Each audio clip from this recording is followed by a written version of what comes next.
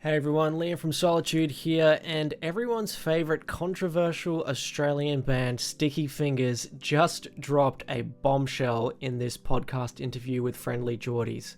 So, if you weren't aware already, Sticky Fingers are a reggae rock band from Australia who had a lot of success around the early to mid 2010s. And there was a media frenzy around some events that happened with members of their band, and it all came to a head when the Australian radio station Triple J decided to blacklist this band and not play them anymore. The decision to blacklist this band essentially came from an interview that the band conducted on the political program Hack on Triple J, where they were addressing these allegations labelled against them. Now, the band over the past 5 years has kind of done a combination of trying to make up for previous mistakes, addressing their issues, and also kind of just owning their bad behavior, I guess. But this interview was probably the first time that they really opened up and told everyone what actually happened. And I guess the thing that triggered this podcast also was that they are releasing this book, or an author who followed them on a tour is releasing a book called Belly of the Beast. I guess it's kind of like an almost famous sort of retelling of Sticky Fingers shows.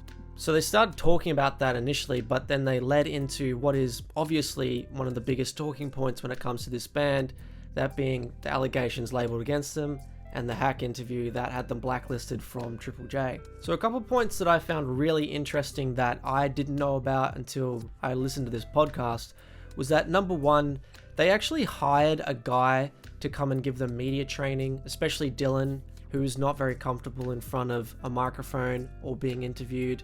And he suggested to them that they could kind of like brush off some of the allegations by saying certain things.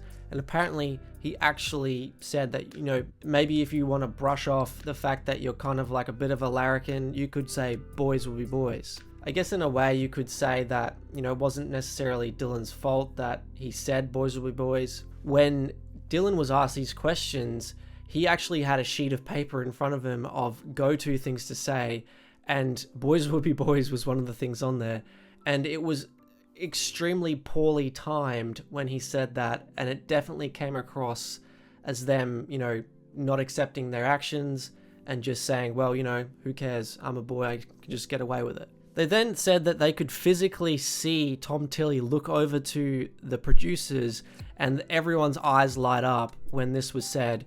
And the band also interjected the interview and said, you guys know that he did not mean to say that there, and he looked at the piece of paper, to which they all apparently reacted, but obviously that was not included in the interview that went to air.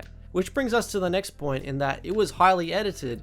Apparently they said that they spoke for about 60 minutes, and what was put on air was about 10 to 15, I think. They also said that they were invited to come on The Breakfast Show and do an interview there, which they did a pre-record for, but then the producers at Triple J felt like it would be better if it went on Hack.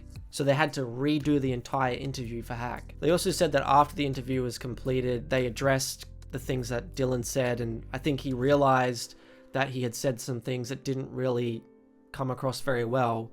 But when it went to air, the producers basically said that they felt Dylan needed to have a voice, as he was someone who the allegations were constantly being made against. So I'm not really surprised to hear any of these things, but it kind of just clarifies in my mind that, this whole saga with Triple J was really like a big storm in a teacup, I think. And my video that I made about them previously, I believe, addresses that quite well. We obviously had the Blues Fest fiasco recently, which did not go down well either. They essentially were blacklisted from there because there was too much of a pushback from the other artists that were playing the show. In all honesty, I think that a lot of people have just not researched this issue very well and have looked at headlines, and that's about it. Another really interesting story that they talked about in this podcast with Friendly Jordies was that when they first started out as a band, they made a few attempts to get played on Triple J, and they said that in their time, you had to go into the studio and actually give a CD to the curators, and the main person that they alluded to was Richard Kingsmill. And they even said eventually they went to him and gave their song How to Fly on CD to him, and his reaction when he listened to it was that it sounds too reggae. From my understanding and knowledge, I think it was like kind of like big group following that they had outside of Triple J that really got them pushed onto the station.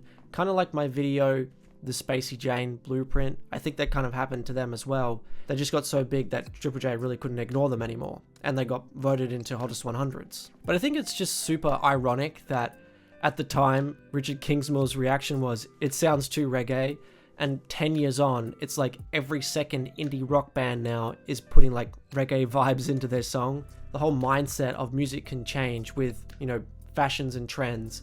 And to think that, 10, 15 years ago, what Sticky Fingers were playing was considered to be uncool. And now it's like, we can't avoid that sound every time we put on Triple J, it feels like. But hey, I just wanted to fill you in with what was said and the information that came to light. But I'll put a link to that podcast in the description of this video, so check it out if you're interested.